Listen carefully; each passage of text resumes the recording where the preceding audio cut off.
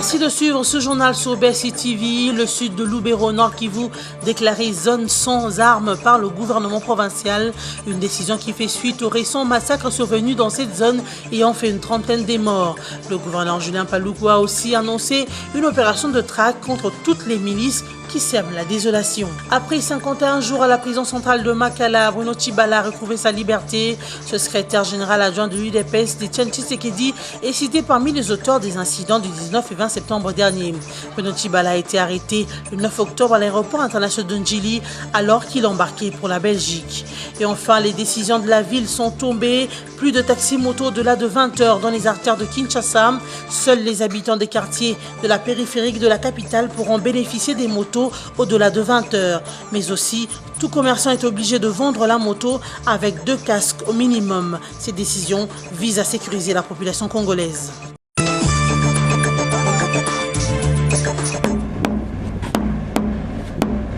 Une annonce du gouverneur Julien Paluku faite après la cérémonie d'inhumation des victimes du massacre dans le territoire de Lubero déclare le sud de Lubero une zone sans armes. Ce message a été lancé à Luanga le mardi 29 novembre suite aux actes de banditisme dans cette zone qui ont causé la mort d'environ 30 personnes dans la nuit de samedi à dimanche dernier. Les populations déplacées de Luanga font appel aux autorités de cette province pour trouver une solution durable à l'insécurité dans les territoires de Lubero. Cependant, le gouverneur Julien Paluku, accompagné d'une délégation du Baraza intercommunautaire et de la MONUSCO au Nord Kivu, s'est rendu sur le lieu pour trouver des pistes de solutions afin de stabiliser ce secteur. Il a été décidé notamment le renforcement de la présence de l'armée congolaise dans cette zone, puis la planification d'une opération de traque contre toutes ces milices armées. En plus, a poursuivi Julien Paluku, des dispositions seront prises par la justice militaire pour l'ouverture d'une enquête et s'assurer que les auteurs de ces massacres soient punis. Au cours du point de presse de ce mercredi 30 novembre, la MONUSCO a condamné l'attaque contre le camp des déplacés à Luanga au Nord Kivu. Une attaque qui a tué plus d'une vingtaine d'individus et a causé quelques blessés. La MONUSCO, par son porte-parole Félix Prosper Bass, a annoncé le renforcement de sa présence dans la zone de Luanga.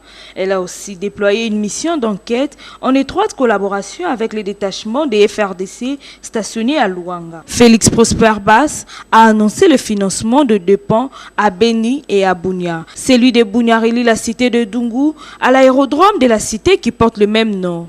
Ce projet vise à faciliter les échanges de personnes et de leurs biens, mais aussi les patrouilles conjointes MONUSCO-FARDC en vue d'une célérité dans les opérations.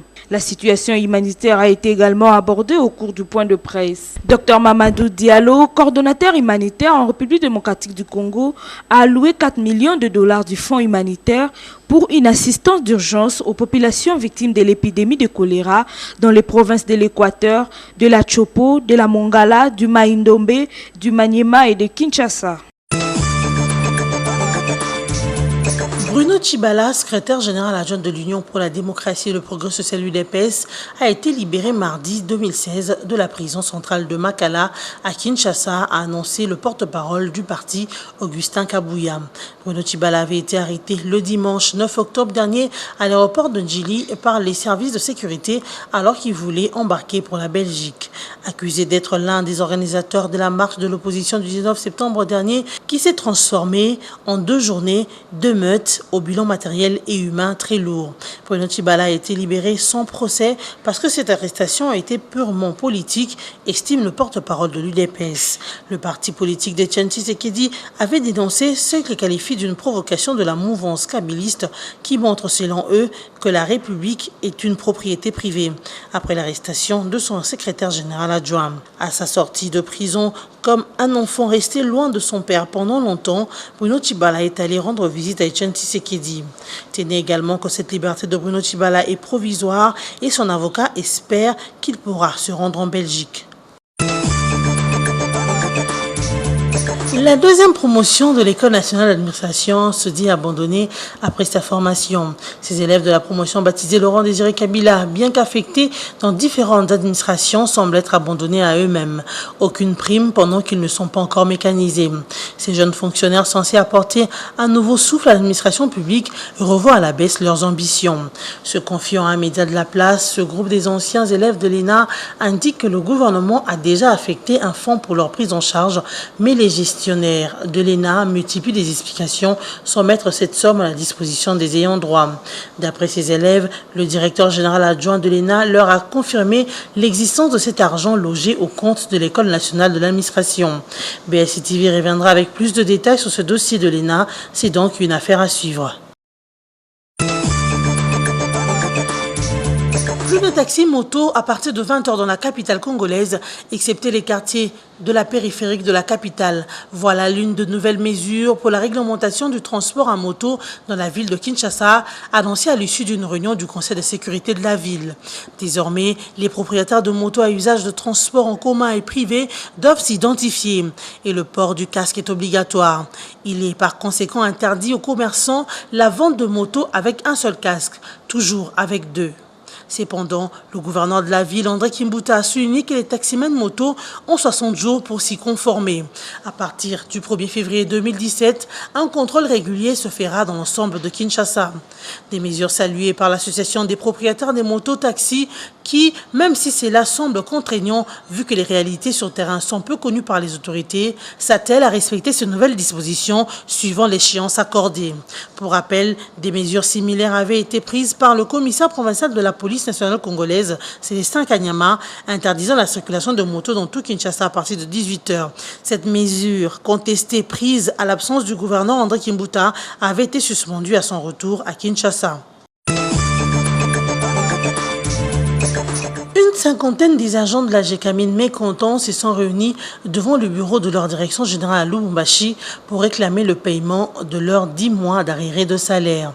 Le délégué syndical de la Gécamine, Prosper Kachoba, s'est exprimé à ce sujet en précisant que la plupart des agents locataires ont du mal à payer leur loyer suite à cette situation à la Gécamine. Il importe de noter que les agents ont menacé d'aller en grève s'ils ne perçoivent pas en une seule paye 2 mois de leurs arriérés de salaire. De son côté, quant à lui, le directeur général de la Gécamine a déclaré que, malgré les difficultés, la société procède depuis le week-end dernier à la paye d'un mois de salaire.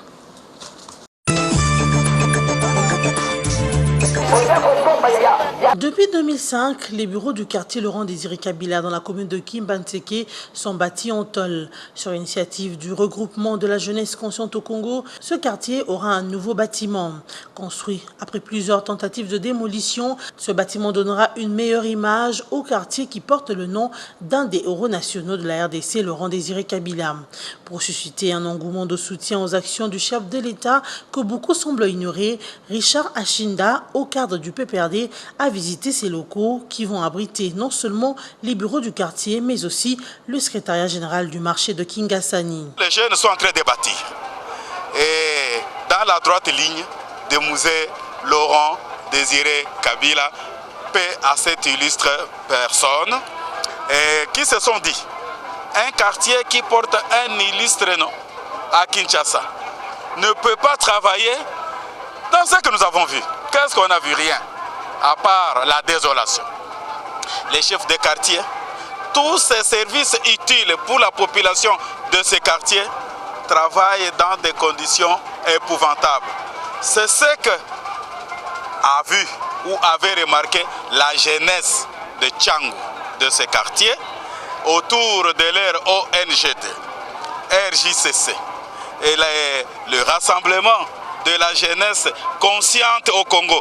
Mais justement, c'est dans cela que nous jetons encore des fleurs. Jeunesse consciente. Cette jeunesse consciente a compris qu'il faudrait nous prendre en charge. Ce notable du PPRD était accompagné de l'ONGD, Regroupement de la jeunesse consciente au Congo.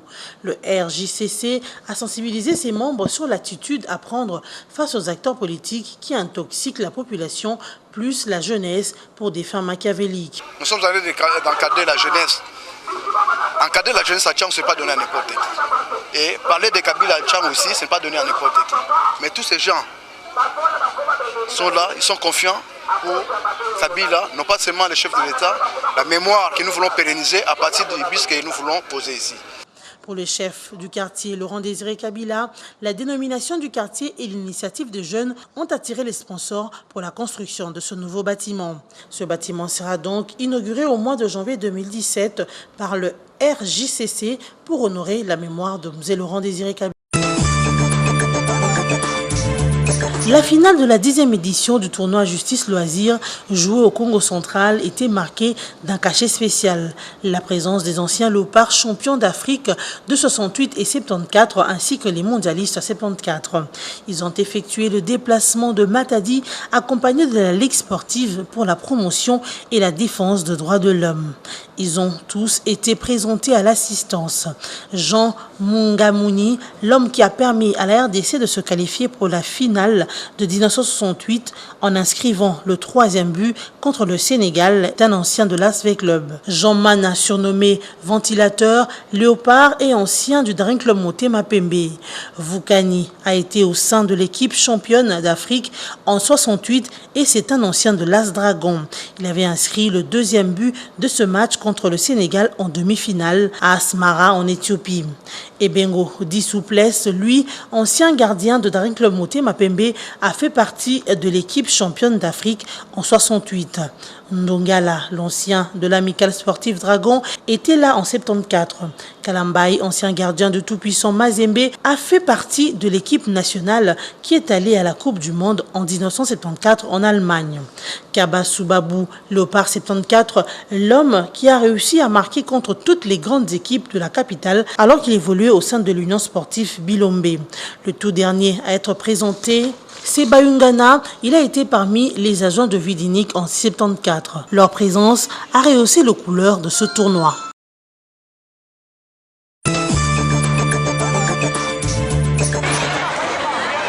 La Coupe du monde francophone de taekwondo débute jeudi 1er décembre au Maroc, dans la ville de La Ayoun. Les athlètes de la RDC dans cette discipline y participeront également. Les léopards taekwondo sont arrivés au Maroc depuis le 28 novembre dernier. Ils sont conduits par l'entraîneur principal Batouswana Koilunga. La délégation congolaise de taekwondo est composée de 12 athlètes, dont 8 qui séjournent déjà au Maroc. D'autres athlètes restés à Kinshasa pour des raisons administratives pourront rejoindre l'équipe dans les heures prochaines. C'en est fini pour ce soir. Voici le rappel de titre. Le sud de Lubero, Nord Kivu, déclaré zone sans armes par le gouvernement provincial. Une décision qui fait suite au récent massacre survenu dans cette zone ayant fait une trentaine de morts. Le gouverneur Julien Paluku a aussi annoncé une opération de traque contre toutes les milices qui sèment la désolation. Après 51 jours à la prison centrale de Makala, Bruno Tshibala a retrouvé sa liberté. Ce secrétaire général adjoint de l'UDPS, Etienne Tshisekedi, est cité parmi les auteurs des incidents du 19 et 20 septembre dernier. Bruno Tshibala a été arrêté le 9 octobre à l'aéroport international de Ndjili alors qu'il embarquait pour la Belgique. Et enfin, les décisions de la ville sont tombées. Plus de taxis-motos au-delà de 20 heures dans les artères de Kinshasa. Seuls les habitants des quartiers de la périphérique de la capitale pourront bénéficier des motos au-delà de 20 heures. Mais aussi, tout commerçant est obligé de vendre la moto avec 2 casques au minimum. Ces décisions visent à sécuriser la population congolaise. C'est ici que nous bouclons la boucle. Mesdames et messieurs, on se retrouve très prochainement.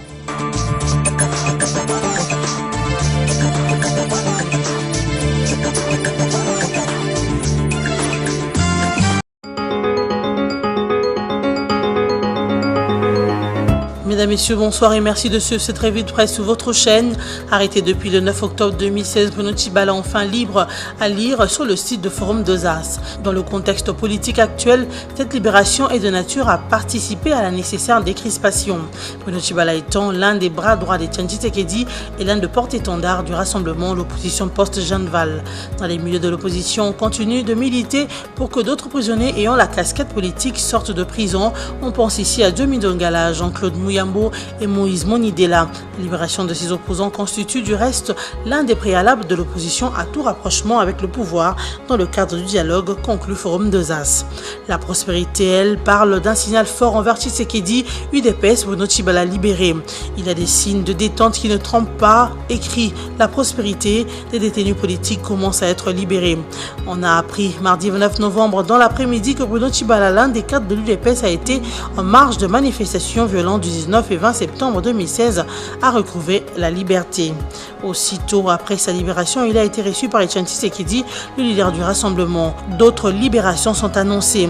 Lorsque Sami Badibanga a été nommé Premier ministre par le président Kabila pour amener le pays aux élections dans la paix, plusieurs éditorialistes ont vu en cette nomination une occasion à saisir pour libérer l'espace politique, décrisper l'atmosphère et sceller la réconciliation et la cohésion nationale, conclut la prospérité. Processus électoral, le Canada invite les parties prenantes à un consensus large et inclusif, écrit le groupe L'Avenir. Tête à tête, Corneille Nangaa, président de la Commission électorale nationale indépendante, et Madame la directrice générale au ministère des Affaires mondiales du Canada en visite de travail en République démocratique du Congo.